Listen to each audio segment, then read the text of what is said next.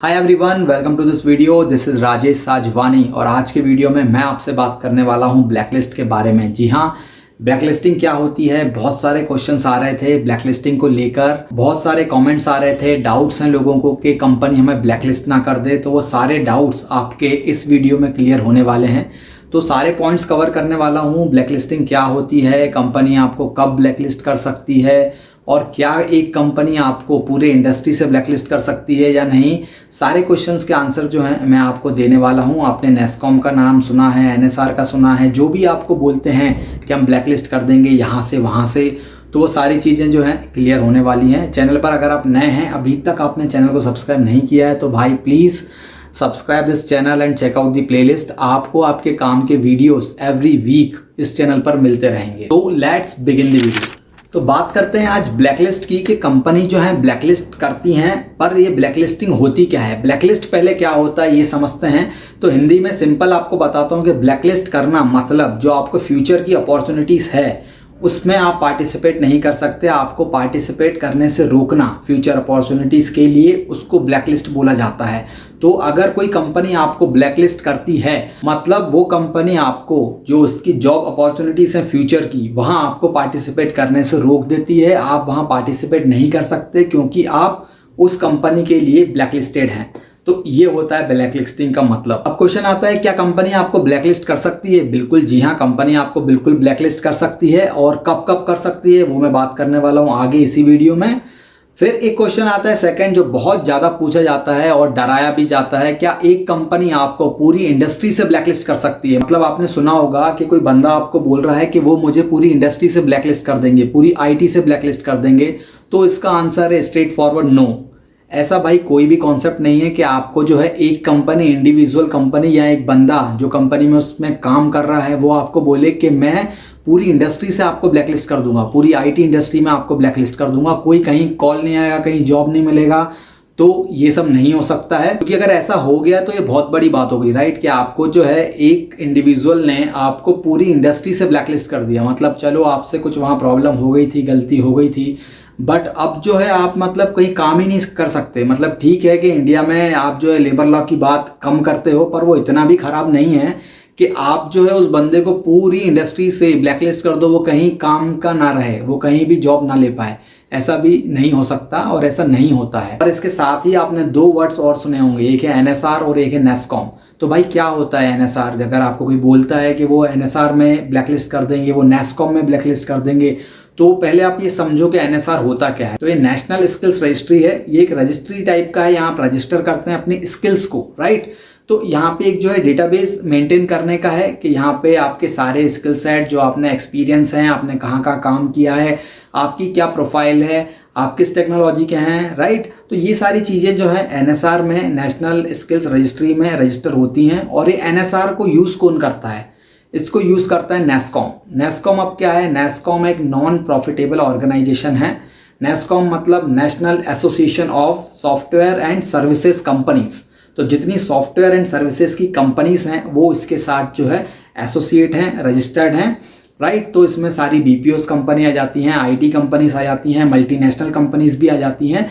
तो मोटिव क्या था इन सबको बनाने का? तो मोटिव गोल ये था कि एक जो है रिक्रूटर की हेल्प की जाए, उसको पूरा डेटा दिया जाए, राइट। सारी प्रोफाइल्स दी जाए, टैलेंटेड बंदे उनको जो है ढूंढने ना पड़े कि ये .NET का अगर मेरे को बंदा नहीं मिल रहा है, फुल स्टैक नहीं मिल रहा है, तो वो सारा इजीली आपको वहाँ पे अवेलेबल हो।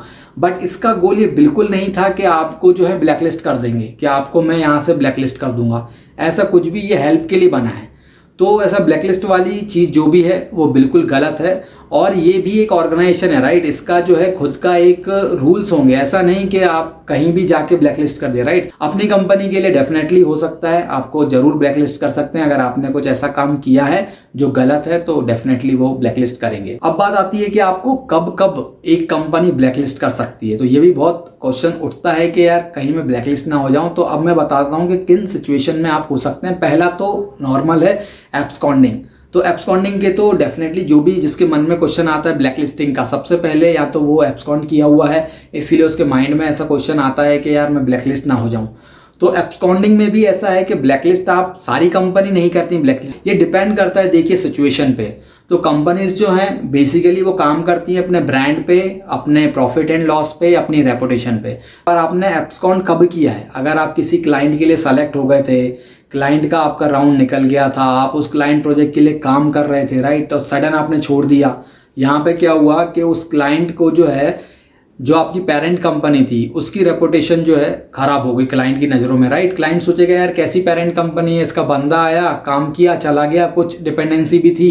तो यहाँ पे फिर क्या हुआ, कंपनी की रेपुटेशन, ब्रांड और फिर उसका प्रॉफिट लॉस, ये तीनों अगर उसको हिट हुए हैं तो वो डेफिनेटली आपको जो है ब्लैकलिस्ट करने वाले हैं और करेंगे ही। तो ये एक पॉइंट है। सेकंड पॉइंट है कि बैड बिहेवियर, जो आपका बिहेवियर है अगर वो रूड है, बैड इन टर्म्स ऑफ कैसे कि आपका टीममेट्स के साथ, प्लस अगेन घूम फिर के आपको वही चीज़ आएगी कि क्लाइंट की reputation, brand and profit loss.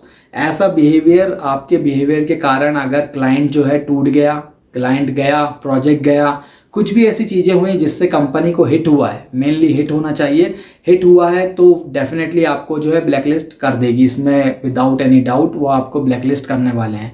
तो यहाँ पे डिपेंड करता है कि बैड बिहेवियर है आपका किसके साथ है, कैसा है, आप क्या कर रहे हो, उसके क्या इम्पैक्ट हैं, ये सारी चीज़ें आपको ध्यान में रखनी है।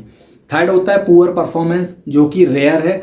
अगर आपको ब्लैकलिस्ट कर रहे हैं पुअर परफॉर्मेंस के लिए, मैंने तो नहीं देखा है, बट ये भी एक पॉइंट है, कभी कभी हो जाता है, रेयर है। क्योंकि पुअर परफॉर्मेंस में क्या होता है कि नॉर्मली आपसे पेपर डलवा दिया जाएगा, आप रिजाइन मार दोगे, मतलब ले ऑफ काइंड का हो जाएगा।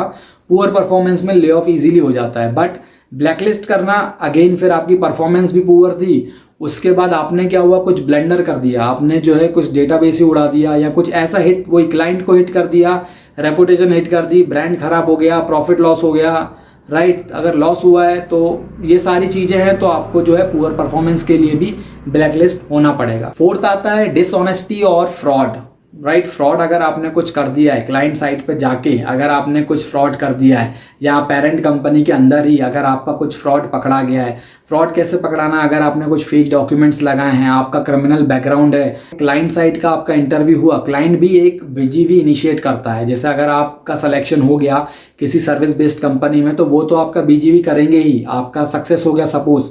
इसके बाद जब आप सेलेक्ट हुए किसी प्रोजेक्ट में और वो क्लाइंट साइट का प्रोजेक्ट है, प्रोडक्ट बेस्ड कंपनी का प्रोजेक्ट है, तो वहाँ पे वो भी एक अपने लेवल पे एक बीजीवी इनिशिएट करते हैं, जैसे क्रिमिनल चेक का, राइट। तो ये सारे फिर फॉर्म आते हैं उन कंपनी से कि मेरे को जो है ये आप फिल करके दो। इसके बाद अगर कुछ आपका निकल जाता है, राइट, तो वो क्या क्लाइंट साइड से पकड़ा है कि क्लाइंट ने एक बीजीवी इनिशिएट किया था क्रिमिनल बैकग्राउंड का और आपका क्रिमिनल बैकग्राउंड था, तो आप यहाँ पे पकड़ा गए। तो अब क्या हुआ कि फिर से वही रेपुटेशन की बात आ गई। बट अगर कुछ भी ऐसा फेक आता है, कुछ डॉक्यूमेंट फेक आते हैं, क्रिमिनल बैकग्राउंड है या आपका जो है कुछ मार्कशीट फेक है, एक्सपीरियंस फेक है, कुछ भी अगर आपका ऐसा पकड़ाता है, तो यहाँ पे आप जो है ब्लैकलिस्ट कर दिए जाएंगे। फिर फिफ्थ आता है कोड ऑफ कंडक्ट, जो कंपनी के रूल हैं, कोड ऑफ कंडक्ट हैं, अगर आपने वो ब्रीच कर दिए हैं तो यहाँ पर भी कंपनी आपको जो है ब्लैकलिस्ट कर सकती है, जिससे आप फ्यूचर में जो है उसकी किसी भी जॉब अपॉर्चुनिटीज़ के लिए पार्टिसिपेट ना कर पाएँ। तो ये सारी चीज़ें होती हैं ब्लैकलिस्टिंग के लिए। ऐसा नहीं होता कि हर काम के लिए आपको ब्लैकलिस्ट कर दिया जाए। तो बहुत से क्वेश्चन आते हैं कि सर मैंने ये कर दिया है, इसके लिए मुझे ब्लैकलिस्ट तो नहीं कर देंगे, मैंने ऑफर लेटर रिजेक्ट कर दिया है, इसके लिए मुझे ब्लैकलिस्ट तो नहीं कर देंगे। तो ऐसे हर काम के लिए ब्लैकलिस्ट होता भी नहीं है, राइट। ऑफर लेटर अगर आपने छोड़ दिया तो कंपनी आपको क्यों ब्लैकलिस्ट कर देगी भाई? सबके पास मल्टीपल ऑफर होते हैं। देखो, मल्टीपल ऑफर लेना कोई नया नहीं है, अभी नहीं है, 15-20 साल से चल रहा है। तो मल्टीपल ऑफर आते हैं, लेते हैं, कंपनी ही प्रोवाइड करती है ना। आपको कौन देता है ऑफर? मल्टीपल कंपनीज देती हैं, और कंपनी को पता रहता है, वो आपसे पहले ही पूछते हैं do you have any offer in hand. आप बोलते हो यस, इसके बाद भी इंटरव्यू होता है, तो उनको पता है ऑलरेडी ऑफर है, और बंदा एक ही कंपनी में जाएगा ना, 3 ऑफर हैं तो 3 जगह तो नहीं जा सकता, वो एक ही कंपनी में जाएगा। तो ये सब पता रहता है, तो इन चीज़ों के लिए ब्लैकलिस्ट नहीं होते हैं। जो है ऑफर रिजेक्ट करने पे आप ब्लैकलिस्ट हो जाएंगे। क्वेश्चन आया था मुझे, किसी ने पूछा था, तो ऐसा कुछ नहीं हो सकता। तो ये सारी चीज़ें थी। आई होप आपको जो है ये टॉपिक क्लियर हुआ हो। अगर स्टिल आपको कोई डाउट है तो आप प्लीज़ मुझे कमेंट्स कीजिए कमेंट बॉक्स में, definitely I will try to answer that. और आपको अगर वीडियो अच्छा लगा हो, हेल्पफुल लगा हो, तो प्लीज़ इसको आप शेयर कीजिए फ्रेंड्स के साथ, सब्सक्राइब कीजिए चैनल को, लाइक कीजिए। Thank you for watching, bye bye, जय हिंद।